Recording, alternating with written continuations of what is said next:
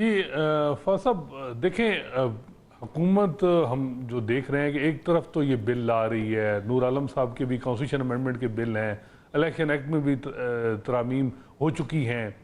और बज़ाहिर ये लग रहा है कि जो फ्यूचर के चीफ जस्टिस हैं मंसूर अली शाह, उन पे दबाव डाला जा रहा है। लेकिन उनसे बातचीत के भी दरवाजे खुले हैं, बैक चैनल कंटेक्ट भी हो रहे हैं उनसे। तो ये मैं आपको बता दूं कि अगर मामलात कुछ हो गए, जो हुकूमत को कुछ एप्रीहेंशंस हैं वो दूर हो गई, तो ये सारी चीज़ें जो हैं यहीं रुक जाएंगी, और फिर वो जो मंसूर अली शाह कहेंगे वो उसी तरह ही चलेगा मामला। लेकिन क्योंकि जो निज़ाम की गारंटी चीफ जस्टिस काजी फैसल के दौर में हुई, क्या वो जस्टिस मंसूर अली शाह के दौर में होगी, इस पे सारी बात हो रही है। और हुकूमत भी जो है वो देखने में तो ये है कि जी वो बिल और ये सारी चीज़ें हो रही हैं, लेकिन ये हम देख रहे हैं कि हुकूमत जो जुडिशल पॉलिटिक्स में भी डिवाइडेड है। एक तबका जो है वो समझता है कि जस्टिस काजी फैसल रिटायर हो रहे हैं, उन्हें रिटायर होने दें और जस्टिस मंसूर अली शाह को आने दें, और जो है वो अगर सिस्टम की कंटिन्यूटी है तो हमें ज़रूरत नहीं है कि एक ज़्यादा बड़ा एडवेंचर अदलिया के साथ। लेकिन हसनात उसमें देखें ना, जब ये आज का जो बयान आया है, आगे ना जाए। अब मसलन जो बानी पीटीआई के जो चेयरमैन हैं खान साहब, वो आज जब मीडिया से बात कर रहे थे रिपोर्टर से, तो उन्होंने ये बयान दाग दिया कि ये उन्होंने कहा कि काजी फायद ईसा के जाते ही 4 हलके खुलने हैं और ये हुकूमत गिर जाएगी। अब जब वो इस तरह के बयान देंगे तो फिर ये जाहिर बात है हुकूमत तो स्ट्रेस में आ जाएगी ना। बिल्कुल, इसमें कोई शक नहीं है कि सियासी जमातों के जो बयानिए हैं वो भी असरअंदाज हो रहे हैं, और चाहे वो ख्वाजा आसिफ साहब का बयान था कि जी नए चीफ जस्टिस आएंगे तो हुकूमत इलेक्शन का लदम होंगे। मेरा ख्याल है कि जस्टिस मंसूर अली शाह बड़ा बैलेंस हमने देखा है कि उन्होंने अप्रोच है उनकी, और वो उसी तरह चलाया है, और वो एजेंडा ड्रिवन चीफ जस्टिस जो माजी में रहे हैं वो सारे मॉडल उनके सामने हैं, चाहे वो साकिब निसार हो या जिन्होंने पीटीआई को लाए और नून लीग को निकाला, या और जो मॉडल चल रहे हैं, तो वो सारी चीज़ों से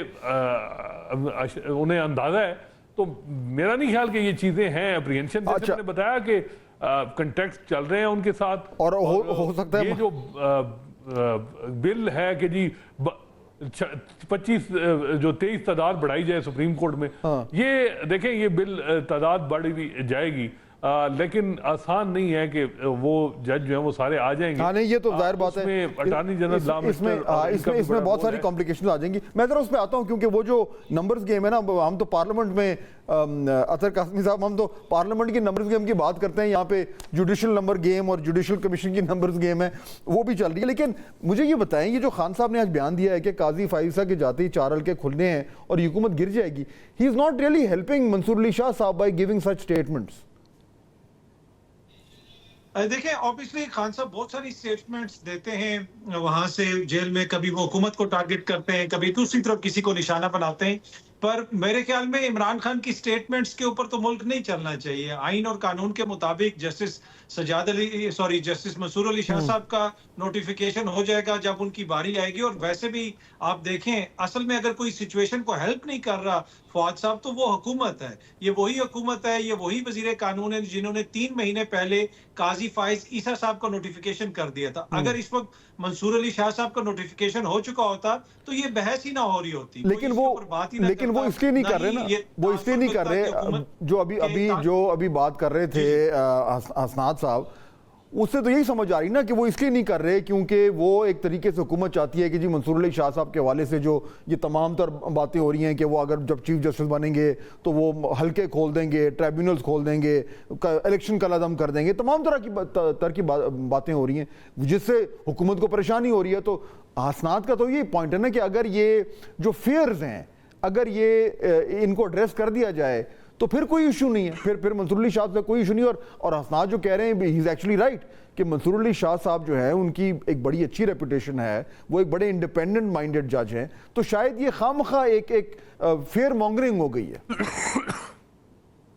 एग्जैक्टली इसलिए कि देखिए अगर कोई हल्का खुलेगा भी तो आइन और कानून के मुताबिक खेलेगा। ये तो नहीं हो सकता कि हुकूमत जीती भी होगी तो अचानक उनको कोई हरा देगा। अब बहुत सारे हलकों में मसाइल हैं, लेकिन हुकूमत का जो कंडक्ट है, अब देखें काजी फायज ईसा साहब की रिटायरमेंट में तकरीबन 1-1.5 माह का टाइम रह गया। जाने से पहले क्या जो नए 6 जज साहिबान आने हैं उनकी तैनाती भी वो करके जाएंगे, इसके ऊपर बहुत बड़ा सवालिया निशान है। और जहां पे हम पेंडिंग केसेस की बात करते हैं, और आपने बड़े जबरदस्त अदादोशुमार शेयर किए कि हजारों केस पेंडिंग हैं, लेकिन आप लॉ एंड जस्टिस कमीशन की रिपोर्ट देखें फवाद साहब 2023 की, 2023 दिसंबर तक इस मुल्क में 22 लाख मुकदमात ज़ेर इल्तवा हैं, और उस 22 लाख में 18 लाख से ज्यादा मुकदमात जो हैं वो ज़िलाई अदालतों में ज़ेर इल्तवा हैं। तो अगर हुकूमत का इशू ज़ेर इल्तवा केसेस हैं तो वो उस तरफ क्यों नहीं कोई रिफॉर्म्स लेके? बिल्कुल, बल्कि मैं अदालतों के अंदर आपको कोई अभी हम बात कर रहे थे, नजर नहीं आती अभी हम बात कर रहे थे कि ये जो सारा जो नेशनल एक्शन प्लान है,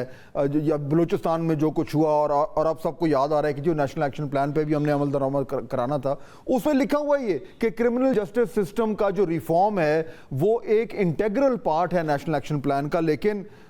मजाल है कि कोई उस तरफ कोई इस्लाहात की तरफ रुख कर ले। हसनात, ये जो फिर इशू है कि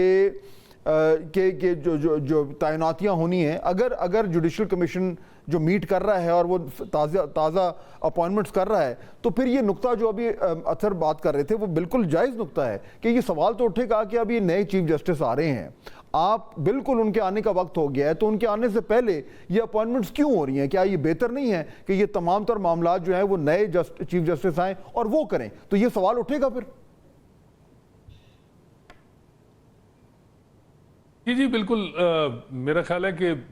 अगर हुकूमत समझेगी कि उनके खदशात दूर हो गए हैं तो फिर तो ये चीज़ें जैसे मैंने कहा कि रुक जाएंगी। दूसरा, जुडिशल कमीशन का जो इजलास है वो रूल्स में तब्दीली के हवाले से है, वो 13 सितंबर को, वो लेंथी प्रोसेस है, वो 2-3 सिटिंग में होगा मामला।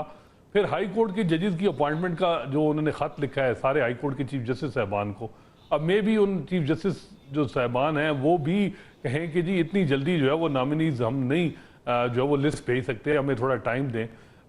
फिर जो है वो यहाँ भी आवाज़ उठाई जा सकती है जुडिशल कमीशन के अंदर कि भाई नासुल मुल्क, जब जो मैं देखता हूँ कि गुज़श्ता 14-15 साल में जो नॉन कंट्रोवर्शियल चीफ जस्टिस जिनकी हर एक बहुत अच्छी रेपुटेशन है, उनके हवाले से था कि वो उन्होंने 2 महीने से पहले ही उन्होंने कहा कि जी मैंने अब अपॉइंटमेंट नहीं करनी, ये अगले चीफ जस्टिस का इख्तियार है, मुनासिब नहीं है। और एक ऐसा चीफ जस्टिस जो 3 साल रहना है, उससे पहले अगर आप हाई कोर्ट की सारी जो वो वैकेंसियां फिल कर दें, वो तकरीबन 40 से 45 जो वो जजेस की वैकेंसियां हैं हाई कोर्ट में। सुप्रीम कोर्ट में भी अब इस वक्त तो तादाद पूरी है 17, और अगर 23 कर दी जाती है, 6 करें, तो ये तो बहुत मेरा ख्याल है कि मुनासिब नहीं है ये। तो मुझे लग रहा है जिस तरह बात बन रही है, रहमा आवाज़ उठ रही है, तो ये चीज़ें जो हैं वो सिर्फ अब डिबेट की हद तक होंगी। जो है वो खुद ही चीफ जस्टिस काजी फैसला इन चीज़ों को उम्मीद तो यही की जा रही है कि क्लियर करेंगे। उनका जो 9 सितंबर जो नया अदालती साल शुरू होगा, उसमें जो खिताब है वो बहुत अहम खिताब होगा। उसमें क्या पता कोई वो ऐलानात कोई अपने मुस्तकबिल के हवाले से भी कर दें, क्योंकि बहुत सी चीज़ें वो क्लैरिफाई करते हैं, लेकिन जो मौजूदा कंट्रोवर्सी है कि जी वो एक्सटेंशन नहीं लेना चाह रहे हैं, लेना चाह रहे हैं, हर एक हुकूमत भी कह रही है कि वो नहीं लेना चाह रहे, लेकिन वो उन्होंने ऑन द रिकॉर्ड कोई ऐसी यही तो असल में किसी जगह नहीं दी। तो जो 9 सितंबर नया अदालती साल शुरू होगा तब क्लियर हो जाएगा। उसमें उम्मीद ये की जा सकती है कि चीजें ठीक होगी, लेकिन बेहतर हो जाए।